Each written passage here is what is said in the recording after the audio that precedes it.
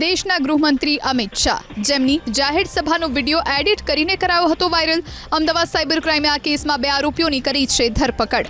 RB Bariya નામનો આરોપી છે આમ આદમી પાર્ટીનો કાર્યકર્તા, તો સતીશ વણસોલા નામનો આરોપી છે કોંગ્રેસ ધારાસભ્ય જિગ્નેશ મેવાણીનો પીએ. બંને અમિત શાહના ભાષણને તોડી મરોડીને સોશિયલ મીડિયામાં વાયરલ કર્યું. પોતાના પીએની ધરપકડ થતાં જિગ્નેશ મેવાણીએ વિરોધ નોંધાવ્યો. જિગ્નેશ મેવાણીએ આરોપ લગાવ્યો કે મારા પર અનેક વિડીયો આ જ રીતે ભાજપે વાયરલ કર્યા છે. તો આ તરફ ભાજપે પણ મેવાણી પર આકરા પ્રહાર કર્યા. આ સિલેક્ટિવલી અમુક માણસોને ટાર્ગેટ કરવામાં આવી રહ્યા છે. ભારતીય જનતા પાર્ટી ફેક પ્રોપેગન્ડા ફેલાવવાનું આખું આઈટી સેલ ચલાવે છે. એમના માણસો રાઇટ્સ થાય દેશમાં, ભાઈ ભાઈની સાથે લડી મરે એવા અનેક પ્રકારના ફેક વિડીયો એમણે દેશમાં છેલ્લા 10 વર્ષના એમના શાસનમાં વાયરલ કર્યા છે.